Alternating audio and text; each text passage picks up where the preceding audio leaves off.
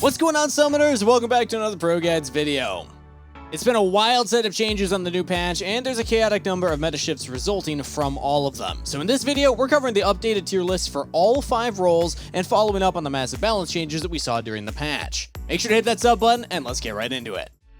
So let's start by following up on this patch's champion changes, first up with Camille. Her nerf this patch was actually as a result of the player base's concern. Champions that she struggles against were also nerfed, so there was a good chance that she would actually come out on top even stronger than before. So after a nerf to her passive, her win rate has dropped by about 1%. In spite of this, Camille remains a powerful pick, but just slightly less oppressive than before. Jace was also nerfed, and his win rate has dropped a little more than a whole percent in Platinum and higher. As a dominant laner who relies on his basic attacks to actually keep foes at bay, the loss of 2 base AD was much more impactful on Jace than on other champions. Both his pick and ban rate have dropped significantly at this patch, and we've even gone so far as to readjust him to the C tier. And honestly, a pick like Jace really emphasizes the importance of a strong laning phase, whether you're playing as him or against him. If you check out ProGuides.com, we got courses as well as plenty of coaches who would love to help you improve at your laning phase, so make sure to check that out if you haven't already. Next up, Renekton's stun nerfs were huge, and his win rate is down almost 4% because of this one single nerf. If this is the direction they're taking Renekton, then they're going to need a lot of future buffs to return him to his former glory as a solo queue bully. In his current state, he's both underwhelming and ineffective, so as a result, we've also moved him all the way down to the C tier. Next up, we have Dr. Mundo, Gangplank, Singed, and Urgot, who all received some buffs this patch. They've all seen increases in their win rates, and Dr. Mundo's high elo win rate is definitely better, but still not really where it needs to be. The changes to his ultimate can potentially lead to more damage, but it was definitely a subtle one. Gangplank received a well-needed buff, and his win rate has increased a bit, but he'll remain in the C tier for the update. One interesting note I want to give with the Gangplank change in particular is that yes, if you can get to the late game, he's insane right now. He can absolutely one-shot carries, but the problem is in solo queue, oftentimes you can just abuse the Gangplank in lane. So I'm a little hesitant to say if this is going to be broken at Worlds or not, but let me know your thoughts in the comments below. Now, the biggest top lane buff was for Singed, who now applies Grievous Wounds with his Q when his ultimate is active. He has seen a huge increase in his win rate, and our analysts did speculate that he should be moved up to the S tier. He's definitely deserving of it, so we have adjusted his placement. Urgot also gained some traction following a pretty nice early game buff to his Q. We'll continue keeping an eye on him because he's on the border of S and A tier at the moment, but we're keeping him here for now. So our OP picks for the top lane are Fiora, Camille, and Aurelia, followed up by Riven, Mordekaiser, Tahm Kench, Jax, Malphite, Wukong, Shen, Mundo, Set, and Singed in the S tier. Next up, we got the jungle. Starting up, Lee Sin was nerfed this patch. As a dominant pick for many patches in a row, this nerf was definitely due. And as a result of a lowered base AD, Lee Sin's win rate has dropped slightly. But in spite of this, he remains a top tier pick. Talia received some massive changes to her Q, resulting in an increased win rate overall, but we do need to continue monitoring her results because of her low play rate. There's a good possibility that she is actually S tier, but our analysts just haven't seen enough of her to make a judgment call yet. Zed Jungle received a massive buff this patch, and although his play rate has skyrocketed, his win rate remains pretty abysmally low.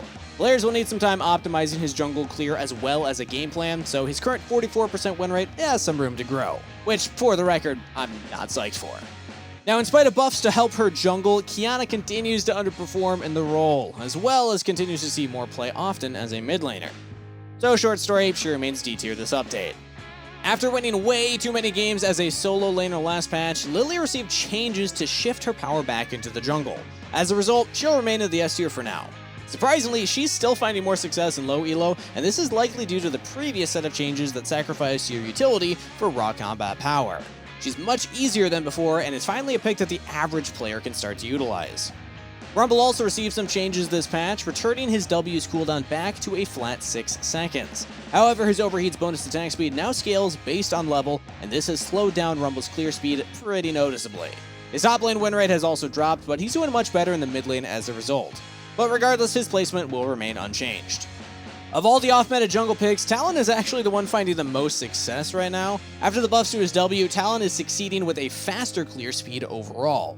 He has an acceptable win rate at the moment, just below 49% in high elo, and as a result, he's been moved up to the B tier. Now, the final change to the tier list is that Echo is now in the S tier. He is popping off, and his win rate has had an upward trajectory since patch 11.17, where his passive damage against monsters was increased.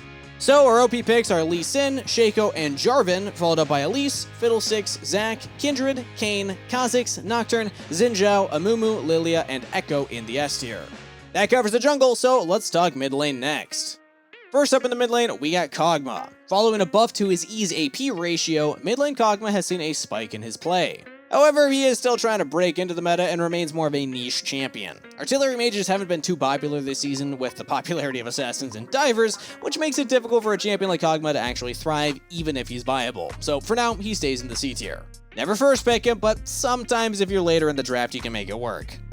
Zoe received a big buff to her E this patch, with the reduced cooldown definitely making her stronger, but she does continue to underperform, especially in lower elos. Her win rate has increased, but not by a lot, so we'll leave her in the B tier because we expect that number to rise as the patch plays out. But before we move on, I got a question of the day. If you had to choose a new main and could only play that character for an entire month, who would you pick and why? So far this season, I've been grinding mostly Pantheon support, so I think I should just go back to my pocket pick Bard, but let me know your answers in the comments below. Yone also received a buff this patch, and he's doing better in high elo as a result. His overall performance was already solid, and the buffs have only helped him out. A bigger shield makes his teamfight presence stronger than before, so he remains in the S tier. But unfortunately, Fizz has just flopped over like a fish and basically died this patch. While our analysts knew that this was an overall nerf, this was much bigger than they initially expected. Although we moved Fizz down to the A tier, we've adjusted him again in this update to the C tier. With a massive decrease in burst damage, Fizz has lost a huge part of his identity as a slippery and oppressive one-shot machine. Ironically, I still lost to 2 today, but that's a separate story. In our OP tier, we have Zed, Yasuo, and Akshan, followed up by Sylas, Talon, Annie, Kiana, Diana, Ahri, Yone, LeBlanc, Kassadin, Anivia, Vladimir, Katarina, Malzahar, Aurelia, and Heimerdinger in the S tier. And every time doing one of these videos, I am reminded of how many freaking mid laners are in this game. But with no other mid lane changes to cover, let's run through the bot lane next. The bottom lane received a hefty number of changes, so let's begin with Aphelios. He received 2 AD nerf this patch to combat his power in competitive play. And although his win rate has dropped, he's still a decent pick. However, the nerf was significant enough for us to drop him into the B tier. Varus, meanwhile, was in the exact same situation. Too strong in competitive play, even if he's not broken in solo queue. His base AD was also reduced and his passive attack speed nerfed. In both high elo and overall, Varus' win rate has dropped because of this, pretty obviously. For the sake of solo queue and most players, we think it's time that he's dropped down to the C tier. It still stands that he's a good competitive pick, but the majority of us are not playing in pro leagues, and he just doesn't scale well enough.